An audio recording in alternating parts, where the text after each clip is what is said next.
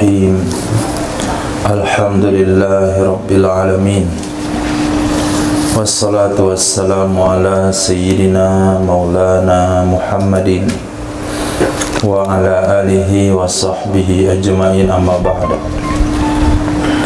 Rabbi yassir wa la tu'assir, Rabbi tamim bil khair. Rabbana shrah lana sadrana wa yassir lana umurana wa umural muslimin wahlul 'uqdatam min lisanina yafqahu qawlana. Qala al-mu'allif rahimahullahu ta'ala wa adama nafa'a bi ulumihi wa barakatihi wa nafahatihi wa madati akramati fid darini amin. Wa la tabtulu bidzikri wad du'ai illa an yukhataba. Tidak batal ia salat dengan membaca zikir dan membaca doa kecuali bahwa dikhitabkan dengannya zikir dan doa. Zikir atau doa yang berhadap-hadapan, yang ditujukan kepada seseorang selain daripada Rasulullah. Kalau khitab kepada Rasulullah tidak membatalkan salat, selain pada Rasul itu membatalkan salat. Kakaulihi, seperti perkataannya seseorang kepada orang yang bersin. Orang bersin, apakah orangnya di luar salat atau dalam salat? Ketika bersin, orang itu bilang Alhamdulillah. Lalu orang yang sedang salat ini membacakan doa untuk orang tersebut, Rahimakallah. Atau bahasa yang sering kita gunakan, Yarhamukallah. Fatabtulu bihi, maka batal ia salat dengannya doa tersebut, karena ada khitab yang ditujukan kepada selain Allah. Bi khilafi, dengan sebalik kalau ucapannya Rahimahullah, semoga merahmati akannya orang bersin oleh Allah. Wa khitabullahi wa rasulihi la yadur. Khitab yang ditujukan kepada Allah, khitab yang ditujukan kepada Rasul sallallahu alaihi wasallam itu tidak mengapa. Itu tidak mengapa, la yadur.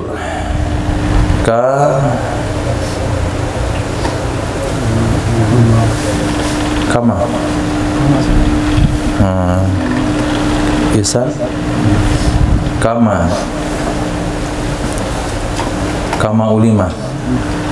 Kama ulima sebagaimana yang diketahui min azkari ruku', dari zikir-zikir ruku' dan selainnya zikir-zikir ruku', yaitu subhana rabbil azimi wa bihamdi. Mana kitab subhana rabbil a'la wa bihamdi. Allahumma laka sajadtu, yang di sana masukkan Allahumma laka raka'tu wa bika amantu khasa laka sam'i. Allahumma laka sajadtu bika amantu wa laka aslamtu sajada wajhi. Kemudian seperti dari tasahud, assalamu alayka ayuhan nabiyyu wa rahmatullahi wa barakatuh. Khitab kepada Allah dan Rasul ini tidak batalkan salat. Walau sakata tawilan amdan bila ghardin lam tabtul fil asahi. Jikalau berdiam diri ia seseorang hakadan lama dan sengaja, tawilan amdan, hakadan lama yang sengaja, dengan tanpa ada tujuan, niscaya tidak batal ia salat menurut pendapat ashab. Kenapa tidak batal yang sebab diam lama? Li'anna sukuta, karena sesungguhnya diam itu tidak merusak ia diam akan bentuk solat. Hai atas solat, tidak merusak ia diam akan bentuk solat. Wathani, menurut pendapat yang kedua, mengatakan hadza sukut musyirun bil i'rad anha. Ini diam itu memberitahukan dengan berpaling darinya solat. Ini diam itu memberitahukan berpaling darinya solat. Nah, pendapat kedua ini logika juga sebagai bahan perbandingan. Solat itu adalah munajat kita dengan Allah Subhanahu wa taala. As-salatu mi'rajul mu'min Kemudian ketika kita telepon kawan, Assalamualaikum, nggak cerita panjang lebar, halo, kamu masih ada? Dia diam aja. Masih ada orangnya, ada tidur, diam aja. Antum terus ngomong, putuskan teleponnya, ini nggak ada orangnya, dia diam. Nah, itu pemahaman nih. Berarti diam itu menunjukkan orang itu sudah berpaling dari maksud, maka batalah salat. Khair, yang diikhtilafkan antara as-soh dan muqabil as-soh adalah diam lama sengaja tanpa tujuan. Tapi kalau diam lama sengaja ada tujuannya karena mengingat surah yang dibaca, nggak ingat-ingat sambungannya, itu boleh. Atau diamnya lama tapi nggak sengaja, nah hilang dalam peredaran sholat ketika tasawuf itu, nih sholat tahajud, at-tahiyatul mubarakatuh. Nah, itu kan dia nggak sengaja karena terlalu berat mengantuk, nggak batal salatnya. Jadi ada 3 kategori. Satu, tawilan amdan bila ghardin. Amma sukutul yasiru, adapun diam sejenak, adapun diam sebentar, maka tidak batal ia salat dengannya diam sebentar jazman sepakat ulama. Wa kadzat tawilu nasian, begitu juga diam lama hakadan lupa. Ini muqabil pada amdan atau mafhum mukhalafah. Au li ghardin, atau karena tujuan seperti kata zakuri manasiyahu, seperti mengingat sesuatu yang melupakan ia seorang akannya sesuatu. Dia berada di sujud kedua, ketika sujud kedua itu dia ingat-ingat ini rakaat pertama atau kedua, pertama atau kedua. Kalau kedua dia akan duduk tasawuf awal, kalau pertama dia akan naik lagi. Diingat di sujud kedua, akhirnya lama di sujud, ingat ini, itu nggak ada apa, nggak ada masalah. Setengah jam pun nggak batal sholatnya.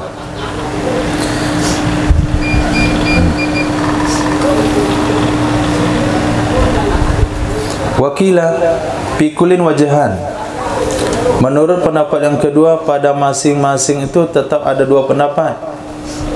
Diam yang lupa ada 2 kaul, diam ada tujuan ada 2 kaul, diam sebentar ada 2 kaul. Bukan 2 kaul hanya pada diam yang lama, yang sengaja, yang tanpa tujuan saja, tapi seluruh itu ada 2 kaul. Diamnya sebentar kok, batal nggak sholat? Wajahan. Diamnya ada tujuan, batal sholat? Wajahan. Diamnya lupa, batal nggak sholat? Wajahan. Tetap 2 wajah, tetap ada 2 pendapat. Wakila fi kullin wajahan. Menurut pendapat yang kedua, masing-masing itu ada 2 pendapat, 2 pendapat murid. Lakinnahuma fil awwali mabniyani ala anna amdahu mubtil. Akan tetapi kedua-duanya, lakinnahuma, akan tetapi kedua-duanya 2 wajah. Pada masalah pertama itu didasari keduanya 2 wajah atas sesungguh menyengajanya diam itu membatalkan. Lakinnahuma, akan tetapi kedua-duanya 2 wajah pada pembahasan pertama, yaitu diam secara sengaja. Pada pembahasan pertama, yaitu diam lama sengaja tanpa tujuan, itu didasari keduanya 2 wajah di atas anna amdahu mubtil, sesungguhnya menyengajanya diam itu batal, itu membatalkan sholat. Kalau kita dasari ke sana, maka lahirlah 2 wajah. Tapi kalau kita dari awal sudah mendasarinya diam yang lama, yang sengaja tanpa tujuan, itu tidak batal sholat. Kalau lah ini pendapat yang kita pakai, itu nggak ada lagi wajah-wajah lain. Dah? Paham? Wakila, ini berawal dari kila. Menurut kila, fi kulin wajhan, pada masing-masing ada dua pendapat. Mana masing-masing? Sukutul yasir, an-nasi, nah, li ghardin. Tiga hal ini itu ada dua pendapat di sana. Akan tetapi dua pendapat tersebut fil awal, pada yang pertama. Mana yang pertama?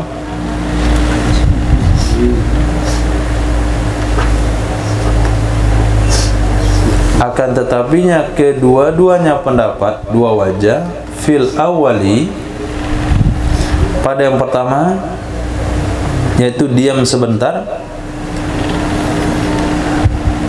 Kan tiga tadi. Yang pertama ada diam sebentar, itu didasari kepada anna amdahu mubtil, sesungguhnya sengajanya dia membatalkan sholat. Kembali kita ke awal pembahasan, lau sakata tawilan amdan bila ghardin. Pendapat yang kuat tidak batal. Kalaulah kita ambil pendapat yang ini, itu nggak ada istilah pembahasan dua wajah lagi. Jangankan diam sebentar, diam lama saja nggak batal, tanpa tujuan saja nggak batal. Berarti pendapat fikulin wajahan itu ini berdasarkan di atas muqabilnya. Muqabilnya yang mana? Hadza sukut musirun bil i'rad anha. Ini diam itu memberitahu berpaling dengan sholat, maka sengaja diam batal sholat. Nah, berdasarkan pendapat itu, sengaja diam batal sholat.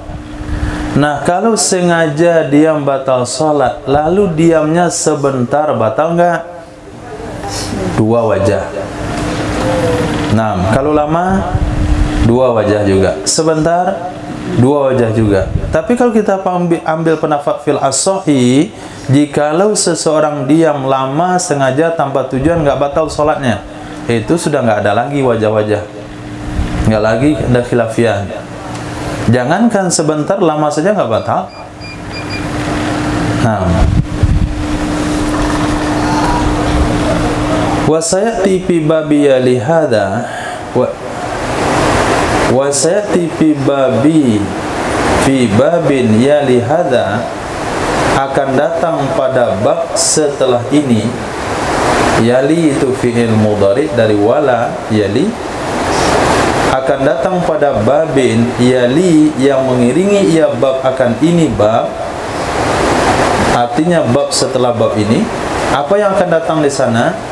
Anna tatwilar ruknil qasiri bisukutin, sesungguhnya melamakan rukun pendek dengan cara diam itu ya betulu amduhu fil asahi, membatalkan sengajanya dia menurut pendapat asah, li ikhlalihi bil muwalati, karena mencederakannya melamakan rukun pendek dengan muwalat. Apa bab selepas ini?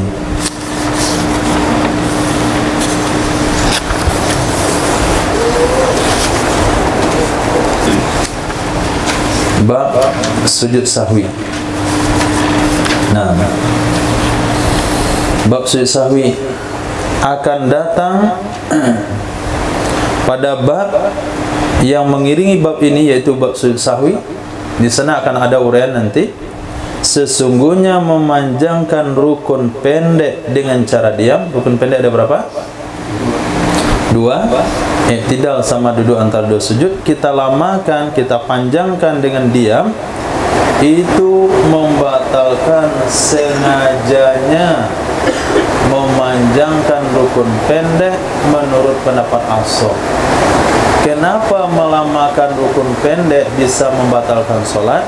Taklilnya li ikhlalihi, karena mencederakannya memanjangkan rukun pendek dengan mualat sholat. Titik. Wa yusannu liman. Yusannu liman atau lam? Liman.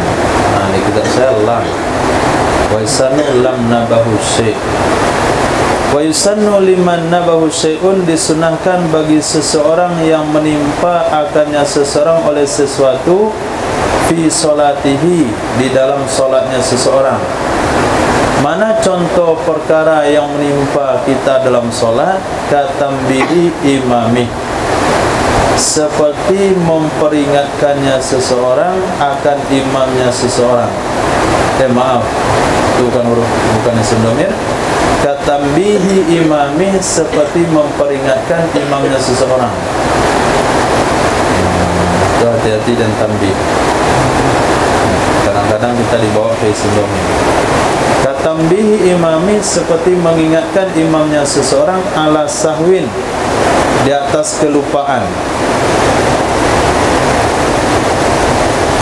Dan contohnya lagi, iznihi lid-dakhil, memberi izinnya seseorang bagi orang yang mau masuk.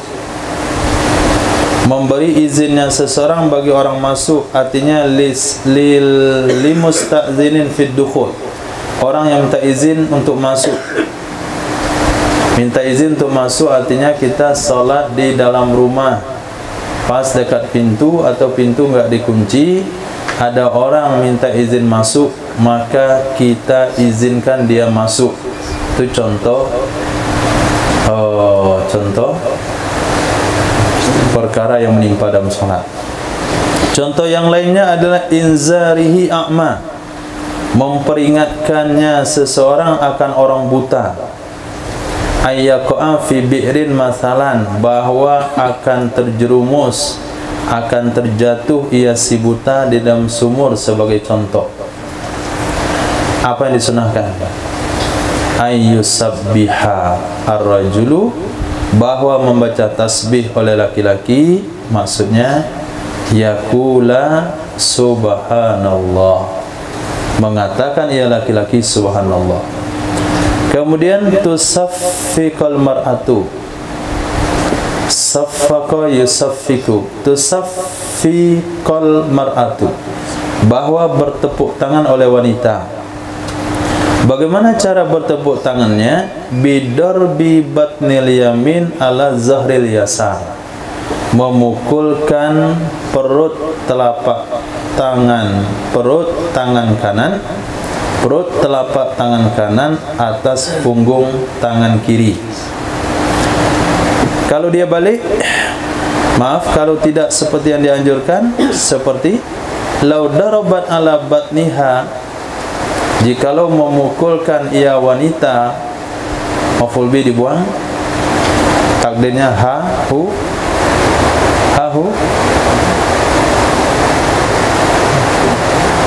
Walau darabathu, jikalau memukulkan ia si wanita, akannya perut tangan kanan, ala batniha, di atas perut tangan kiri, ala wajhil la'abi, ala wajhil la'ibi, atas cara bermain-main, artinya dan tujuan bermain-main, seperti memberikan oplosan kepada pemenang lomba atau gol. Batalat salatuhu, batal salatnya wanita. Wa in kana qalilan, walaupun itu sedikit, tidak sampai 3 gerakan, hanya sekali pukul saja, nah batal salatnya. Kalau tujuannya tala'u, main-main.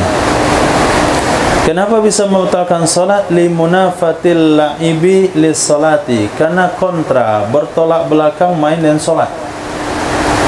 Salat ibadah, permainan bukan ibadah. Kalau dicampur main dan salat, maka rusak salatnya, karena bertolak belakang permainan dan salat. Wal aslu fi dzalik, dalil dalam pembahasan yang kita bahas adalah hadis Sahih Bukhari dan Muslim. Nabi SAW bersabda, man nabahu syai'un fi salati, siapa saja yang menimpa akannya oleh sesuatu dalam ibadah salatnya, fal yusabbih, maka hendaklah dia membaca subhanallah Wa innamat tasfiqu linnisa, hanya saja bertepuk tangan itu bagi wanita. Nah, ulama-ulama kita mengajarkan sebuah sifat wara' perihal hal yang seperti ini. Ketika dikatakan innama, itu ada hasar, maka dikatakan hanya saja yang bertepuk tangan itu untuk wanita.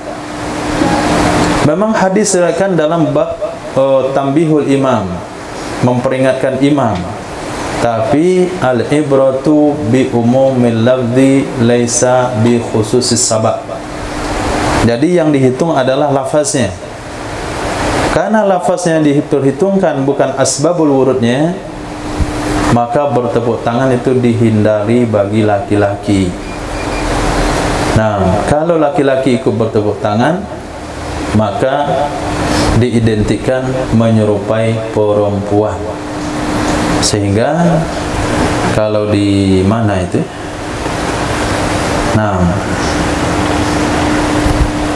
di Aceh nggak salah. Itu kalau zikir, bagaimana cara menghentikannya, nampak? Nah, apa itu? Itu la ilaha illallah. Karena kadang-kala waktu kenduri itu banyak orang tahlilan, tu bingung cara berhentinya bagaimana. Kalau tempat kita digas terakhirnya, la ilaha, itu berhenti. Itu enggak. Nah, kenapa mereka pakai ini? Enggak pakai ini. Nah, satu, menghindari bahasa hadis innamat tasfiq lin nisa. Satunya itu tasfiq juga. Nah, tadi ketika ada lomba-lomba itu, apalagi acara kemarin di Nuriyaki, mana kita mau kasih tepuk tangan? Masa kita gini, nggak ada bunyinya. Nah, padahal itu masih udah kena, itu kena juga itu. Karena ini tasabbu bin nisa. Kalau laki-laki itu bukan begitu, subhanallah, nah gitu. Kalau ada yang bagus, subhanallah, gol, Allahu Akbar. Nah, perempuan baru. Nah, ini perempuan kalau nonton bola.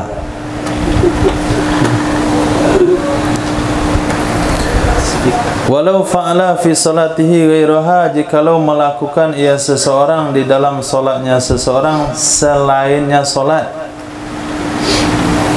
Jikalau melakukan ia seorang di dalam solatnya seseorang selainnya solat, ingkana min jinsiha, walaupun ada ia selain solat, masih dari jenis gerakan solat. Contoh, ziyadati ruku'in, menambah ruku', atau sujudin, atau menambah sujud, batalat, batal ia solat. Litala'u bihi biha, karena dianggap bermain-mainnya seseorang dengannya solat. Kecuali ayyansiya, bahwa dia lupa. Annahu fa'ala mislah, sesungguhnya seseorang telah melakukan semisalnya. Ketika dia duduk setelah sujud, ragu apakah ini duduk antara dua sujud atau duduk tasahud awal, maka dianggaplah duduk antara dua sujud, maka sujud kembali.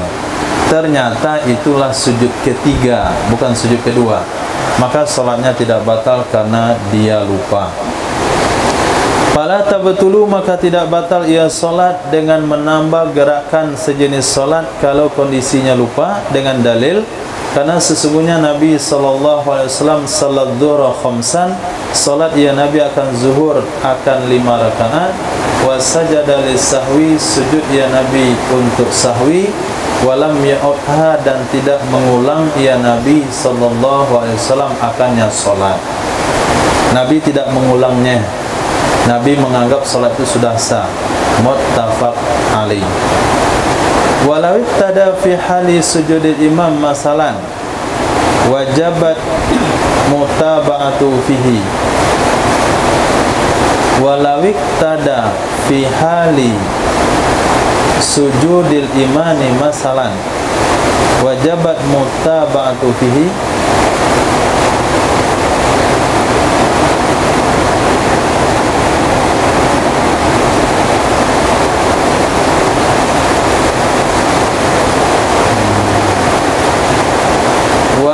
iktada fi hali sujudil imam masalan wajabat mutaba'atuhu fihi.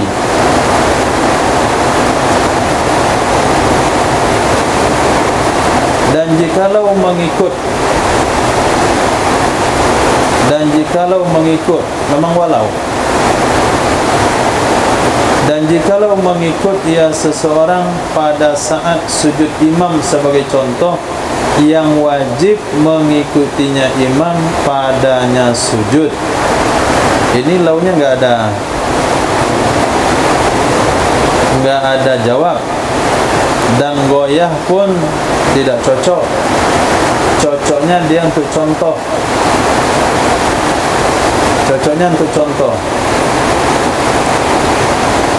Contoh ziyadah rukun yang tidak membatalkan sholat. Jikalau seseorang melakukan dalam ibadah sholatnya selainnya ibadah sholat, walaupun dari jenis ibadah sholat, maka sholatnya batal, kecuali kalau dia lupa, kecuali kalau dia mengikuti imam. Nah, berarti waw atau kepada ayansia, kecuali jikalau. Nah, begitu. Jadi launya nggak ada jawabnya. Lau dia syarat tapi nggak pakai jawab, bukan lau goyah. Dan kecuali jikalau mengikut ia seseorang ketika sujud imam sebagai contoh, yang wajib mengikutinya imam padanya sujud. Kita datang ke masjid, imam kita sedang sujud, lalu kita masbuk dan kita takbiratul ihram, Allahu Akbar. Maka ketika imam sedang sujud, kita harus sujud. Berarti kita ziyadah kan? Ziyadah perbuatan selain sholat. Dan ini nggak membatalkan. Kenapa? Karena itu termasuk mengikuti imam yang hukumnya wajib. Nah, mengikuti imam yang hukumnya wajib. Jadi walau iktada itu adalah bagian dari contoh illa, kecuali. Jadi kalau ziyadah rukun gara-gara mengikuti imam di dalam sujudnya imam yang kita wajib mengikutinya, maka tidak batalah sholat walaupun dianggap ziyadah rukun. Berarti ada kasus yang imam sujud kita tidak wajib mengikutinya. Seperti apa kondisinya? Imam sujud dan kita tidak wajib mengikutinya. Kalau kita ikuti lalu kita ziyadah rukun gara-gara mengikutinya, batal sholat.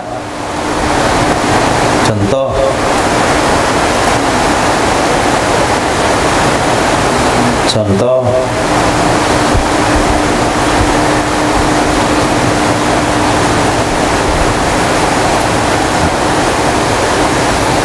bisa dipahami kasus ini? Termasuk membatalkan sholat adalah menambah gerakan sholat yang enggak penting. Nah, fa'ala fi sholati ghairaha, melakukan dalam sholatnya yang bukan sholat, walaupun gerakan itu dari sholat, menambah rukuk dan sujud, maka batal sholat. Kecuali satu, lupa. Kecuali yang kedua, dia ngikuti seorang sujud imam, ketika imam sujud, yang dia wajib mengikuti imam di sujud itu. Mafhum mukhalafahnya berarti ada kondisi masbuk mendapati imam sedang sujud, lalu masbuk ini takbiratul ihram, tapi dia nggak wajib ikut. Mana kondisinya? Hah? Sujud yang lebih. Oke, sujud yang lebih. Kita masbuk, mana tahu kita sujud yang lebih. Bisa saja ya. Atau contoh yang lain, kita masuk sebagai seorang masbuk, takbir Allahu Akbar, kemudian ikut imam kita ruku, kita datang imam kita sedang ruku, lalu kita masbuk takbir Allahu Akbar, imamnya langsung sujud, nggak sempat i'tidal, atau i'tidalnya tidak sempurna.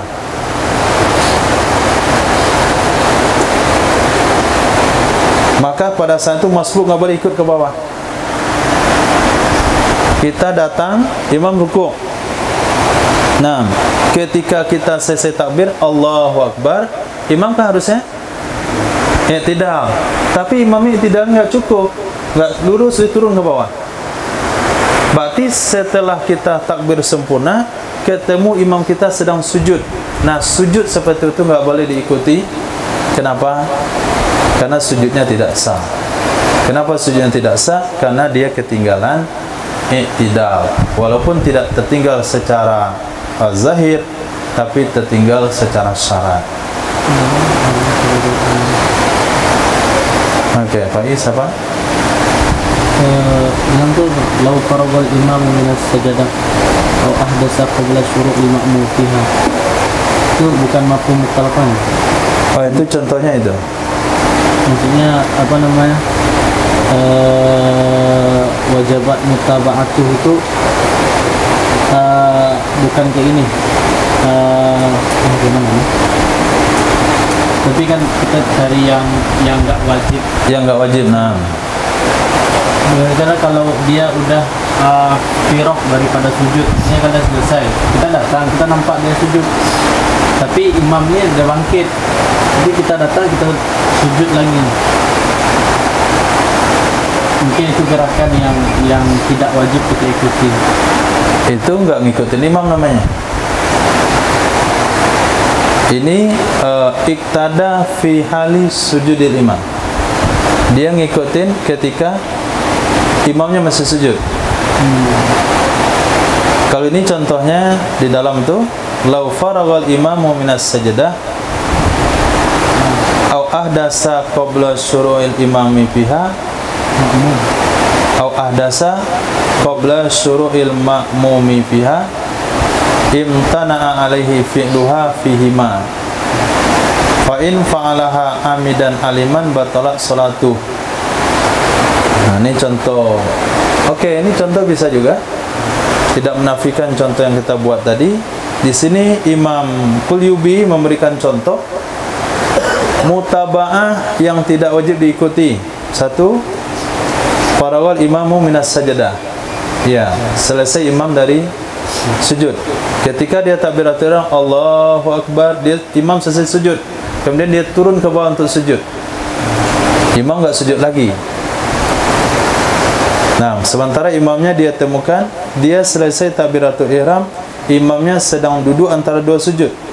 Tapi dia turun ke bawah sujud lalu duduk antara dua sujud. Nah, sama dengan praktek santri itu. Nah, dia datang lalu dia takbiratul ihram, imam sudah i'tidal, dia rukuk juga. Allahu Akbar, sami'allahu liman hamidah. Saya lihat. Tapi nanti tambah satu rakaat lagi juga. Nambah satu rakaatnya, iya, rukuknya juga. Nah, ini yang enggak boleh. Yang tidak boleh mengikuti imam. Maka kalau dia tuh santri tahu, batal salatnya. Syukur dia enggak tahu. Maka salatnya enggak batal. Nah, contoh kedua adalah dia berhadas sebelum ahdasa qabla syuru'il imami fiha. Qabla syuru'il ma'mum fiha. Si imam berhadas sebelum masuk makmum dalam solat. Nah, maka dua hal ini itu contoh yang tidak wajib mutaba'ah. Kalau dia buat juga, dia ikut juga, maka solatnya jadi batal. Contoh yang tadi juga dipakai. Wasayati fi babin yali hadza. Nanti akan datang pada bab yang mengiringi bab ini, yaitu bab sujud sahwi. Ada di sana pembahasan annahu sesungguhnya seseorang lau naqala ruknan qauliyan amdan lam tabtul salatu fil asahi.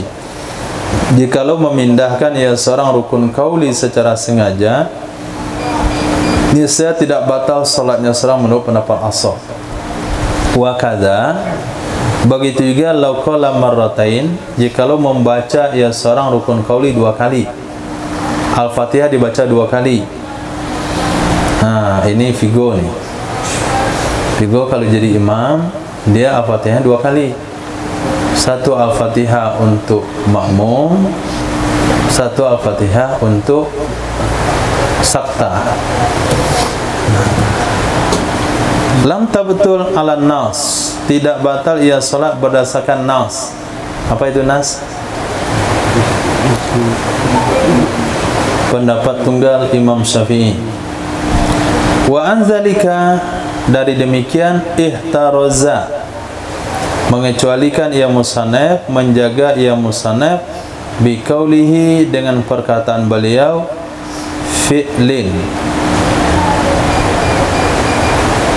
Naam, biqaulihi fi'lin.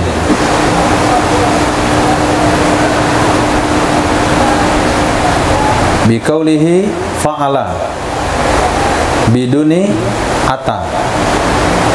Dari karena demikian ihtaraza, menjaga ia musannaf dengan kata-kata beliau fa'ala, tidak menggunakan bahasa ata. Yang mana itu?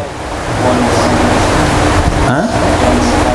Walau fa'ala fi salatihi ghairaha, jikalau seseorang melakukan dalam solatnya selain solat, walaupun itu bagian dari jenis solat. Dia ruku bukan saatnya ruku, dia i'tidal bukan saatnya i'tidal, dia tambah sujudnya, dia tambah rukuknya. Nah, kenapa musannaf menggunakan bahasa fa'ala, tidak menggunakan bahasa ata?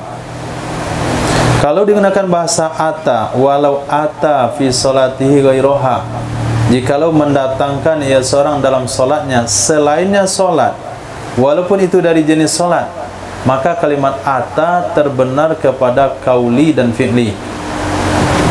Sementara nanti di bab sujud sahwi ada pembahasan, orang yang memindahkan rukun qauli nggak batal solatnya.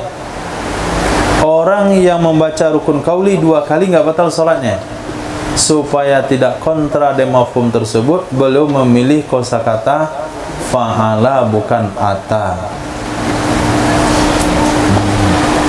Nah, sampai memilih kata itu pun, nah, itu ada tujuannya. Karena kalau digunakan bahasa fa'ala, itu tertuju kepada fi'li saja, tapi gunakan bahasa ata, ini akan mencakup rukun qauli. Sementara rukun qauli tidak membatalkan sholat kalau kita pindah-pindah, kecuali salam sama takbiratul ihram. Nah, kalau sedang sujud kita salam, batal sholat. Nah,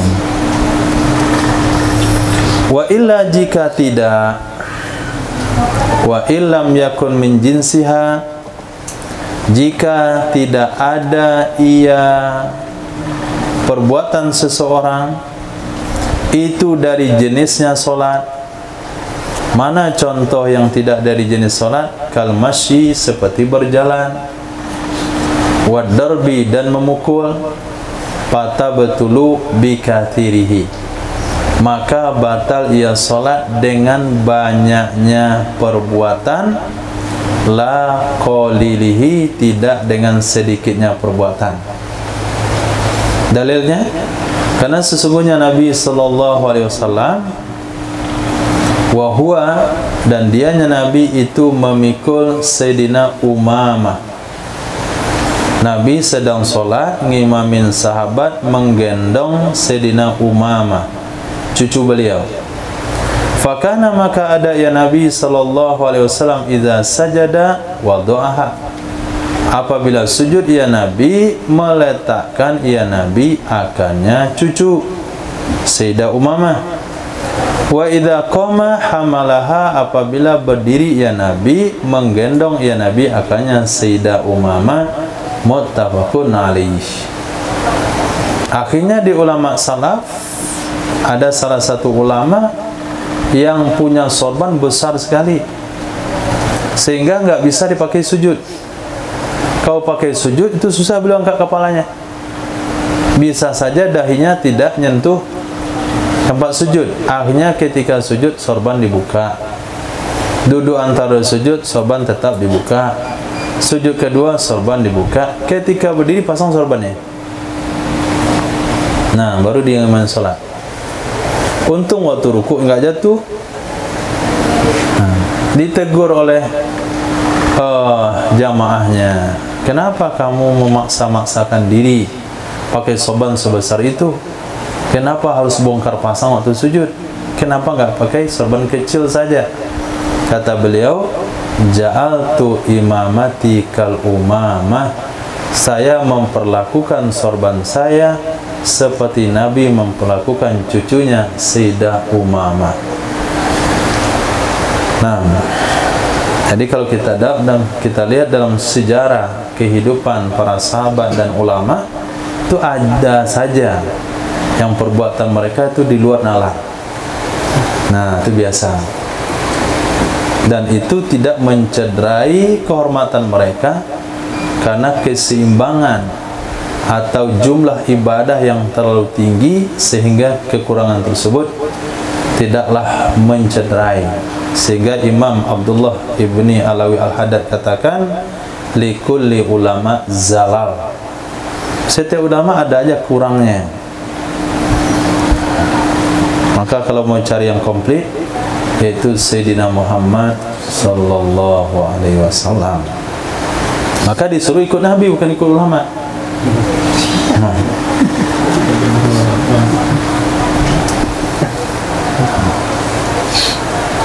Wa idza qama hamalaha, apabila Nabi berdiri Nabi gendong lagi cucunya, muttafaq alaih. Wa sayati fi salati siddatil khauf, nanti akan ada pembahasan dalam bab salat sangat takut, yaitu dalam perang, annahu, sesungguhnya yu'adzaru atau yu'adzaru fiha, diberikan keringanan padanya salat khauf, fil katsir, di dalam bergerak banyak, fil katsir, di dalam bergerak banyak, li hajatin fil asahi, karena ada hajat menurut pendapat asah.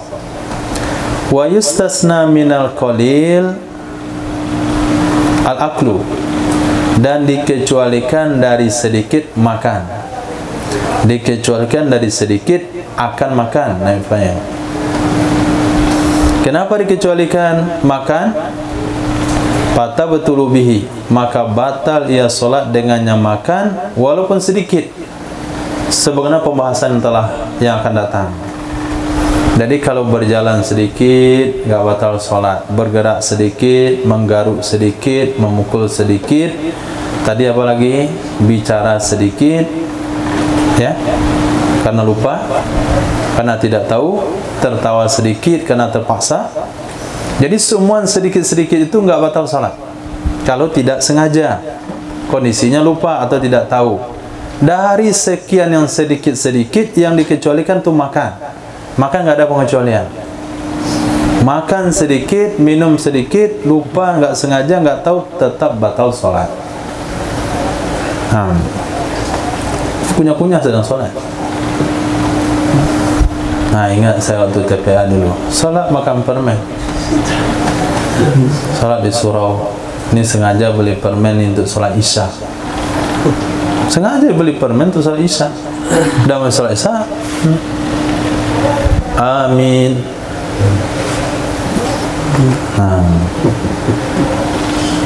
Nah, selepas itu baru ada penjelasan.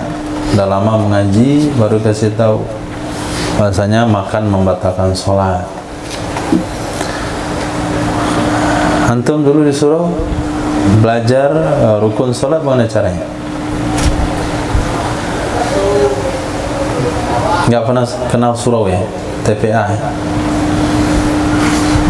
Nah, kalau di surau itu dihafalin pakai irama. Selesai sholat maghrib, sholat berjamaah, sebelum baca Quran, sebelum mengaji, itu dulu bacaan sholat. Nah, besoknya baru mengulang ilmu tajwid. Lupa saya namanya, udah lama. besok gerakan sholat, besok tajwid, besok sholat, besok tajwid, kemudian ditambah. Nah, tambah tiap malam.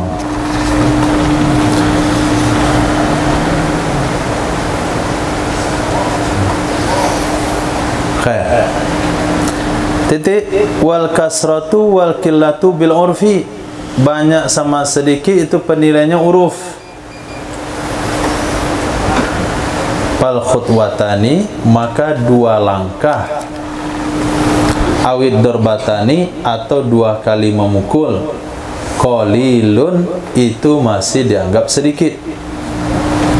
Wal salasu min dzalik katsir. Kalau 3 kali memukul, 3 kali melangkah, itu banyak. Intawalat, jika beriringan. La intafaraqat, tidak jika terpisah-pisah. Bi an tamuddas saniyata masalan, bi an tuadda. Mim to ain? Ain. Ada yang mim? Atau isan? Mim. Nah, itu ganti dengan ain. Ini mentasih kitab nih. Bi an tuadda saniyatu, dengan bahwa dianggap langkah kedua sebagai contoh itu munqati'atan, terputus dari langkah pertama pada kebiasaan. Itu dianggap tafarraqat. Jadi langkah kedua dianggap tidak tersambung, terputus dari langkah pertama. Pukulan pertama terlepas daripada pukulan kedua terlepas sudah pukulan pertama. Di sini tidak disebutkan khilafiyah tentang 2 langkah. Nah, di dalam kitab Fathul Mu'in dijelaskan apa itu langkah. Langkah adalah menurut pendapat yang kuat memajukan satu kaki ke arah depan. Itu satu langkah. Kemudian memajukan kaki kedua, itu sudah dianggap 2. Baik diletakkan sejajar atau lebih di depan. Nah, kita ambil pendapat yang kuat ini. Jadi kalau melangkah mengisi shaf terdepan, itu angkat kaki kanan ke depan, kemudian angkat kaki kiri, letakkan sejajar. Ini pendapat yang kuat, sudah dikatakan 2 langkah. Diam dulu, subhanallah. Kemudian angkat lagi kaki kanan ke depan, kemudian kaki kiri, baru sampai di shaf. Ini pendapat yang kuat. Pendapat yang lemah, langkah itu adalah memajukan kaki ke depan, lalu diiringi dengan kaki berikutnya, diletakkan sejajar. Ini satu langkah. Pendapat dhaif. Nah, kalau itu satu langkah, berarti ngisi shaf kosong itu cukup sekali jalan. 1, 2. Nah, sekarang kita lihat dalam sudut pandang gerak jalan. Itu apa yang katakan langkah? 2 langkah maju, gerak. Hah? Pendapat dhaif atau pendapat kuat? Dhaif. Nah, jadi kalau ikut pendapat dhaif, kalau sifatnya darurat, ya bisa saja. Tapi kalau kita angkat satu kaki ke depan dan angkat kaki berikutnya tidak sejajar dengan kaki depan, tapi berselisih, ini sepakat seluruh ulama katakan 2 langkah. 1 nggak sejajar nih, ini 2 langkah. Nah, kalau 2 langkah masih tidak batal sholat, masih qalil 2 langkah. Khair. Nah, begitu juga memukul. Oh, kita sedang sholat, ada lalat mengerumuni muka. Astagfirullah. Saya kaget. Itu berapa kali pukul? 2? Nah, Bukan hitung dari tadi. Ini 1, 2. 1.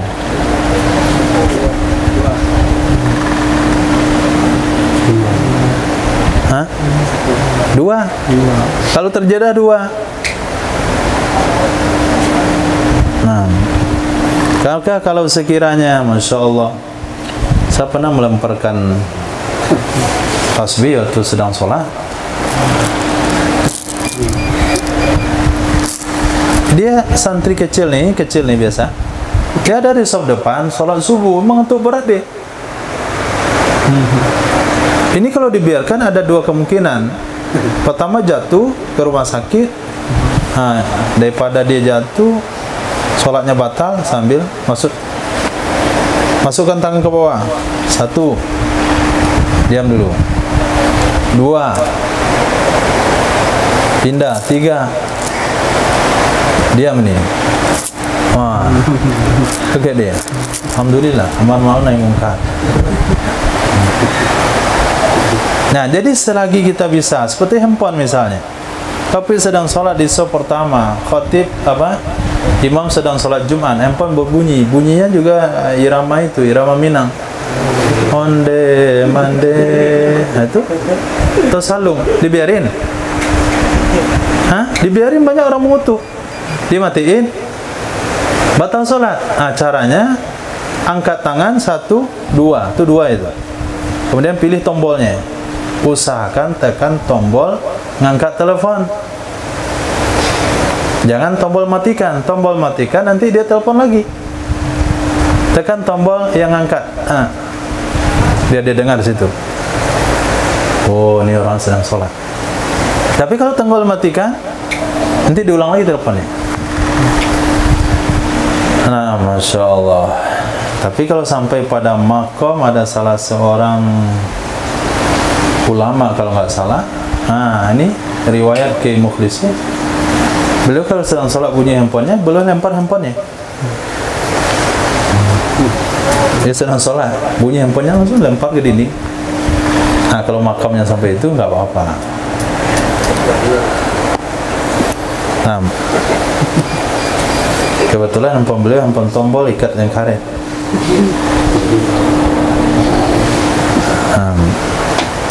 Ini perlu memang fikih ini.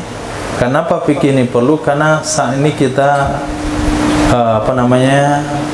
dihadapkan dalam fikih pergerakan sholat. 1, mengisi kekosongan shaf.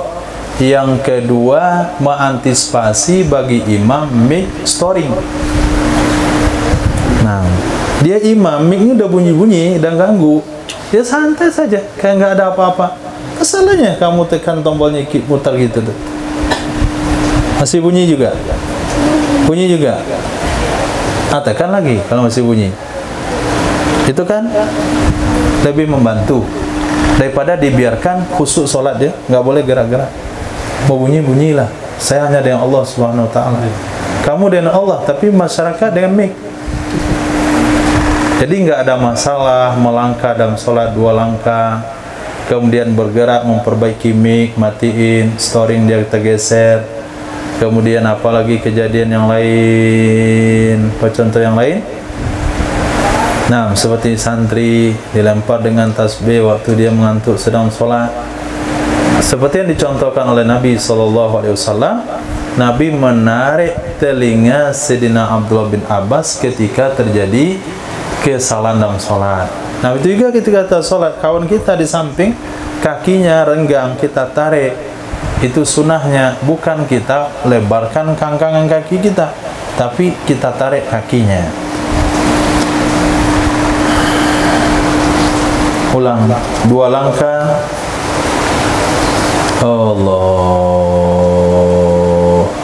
Wa tabatulu bil wasfati, batal ia sholat dengan melompat yang fahisyah, melompat yang ketara. Qat'an, sepakat ulama, sebagaimana Imam Nawawi katakan dalam As-Rawdah, ilhaqan laha bil kathir, karena menyamakan baginya melompat dengan gerakan yang banyak. Jadi kalau melompat itu batal sholat. walaupun jarak lompatannya sama panjang dengan langkahnya. Kenapa? Karena dalam melompat ada bentuk tindakan yang tidak yang ketara gitu. Karena dia akan menggerakkan tubuh secara total. Lal harakatul khafifah mutawaliyah, tidak membatalkan solat gerakan-gerakan ringan yang beriringan. Gerakan-gerakan ringan yang beriringan seperti tahriki asabihi fi subha, menggerakkan jari jemarinya seseorang di saat membaca tasahud. Nah, dia pakai metode kawan kita Wahabi, gini dia solat. Ini nggak batal solat. Kenapa nggak batal solat? Karena ini gerakan ringan. Nah, metode itulah yang kita gunakan untuk menggaru. Au fi haqqin, atau subha ada artinya tasahud, subha juga ada artinya tasbih. Nah, subha juga artinya tasbih. Jadi solat tasbih dihitung dengan tasbih, gerak jarinya. Ini enggak batalin solat. Atau menggaru. Jadi kalau kita gatal, taruh saja tangan di tempat yang gatal, kemudian jari saja gerakan. Ini enggak batal solat. Yang penting jangan bergerak pergelangannya. Itu jari termasuk harakah khafifah. Ilhaqan laha, karena menyamakan baginya gerak-gerak ringan dengan yang sedikit. Wasani, pendapat yang kedua, tetap memandang kepada banyaknya gerak. Walaupun pakai jari, walaupun gerak kedip-kedip mata, walaupun hidungnya dikembang kempiskan, kalau banyak tetap batal solat. Nah, ada juga orang yang bisa menggerakkan daun telinganya. Nah, itu tidak batal solat. Nah, gerak lidah, bibir, gerak ringan atau gerak berat? Bibir,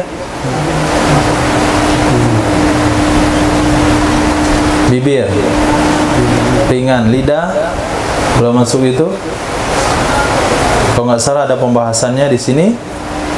Kalau nggak ada, antum rujuk kepada Fathul Mu'in. Yang mudah diingat di sana, gerak unsain itu dianggap gerak berat, gerak zakar dianggap gerak ringan. Kalau unsain yang bergerak itu batal salat kalau 3 kali. Tapi kalau zakarnya bergerak, tidak dianggap tu gerak khafifah. Nah, itu yang agak aneh pembahasannya sedikit dalam masalah gerak ringan dan gerak berat. Allahu a'lam. Ya. Kalau misalnya ini terjatuh pandangan itu asal begitu gimana? Kalau sudah terjatuh, ulang solat lagi. Ya, ulang solat. Kenapa diulang solat? Karena dia sudah keluar daripada pergerakan solat. Apalagi sampai terbelentang belakang, dia tidak menghadap kiblat lagi, sudah menghadap aras.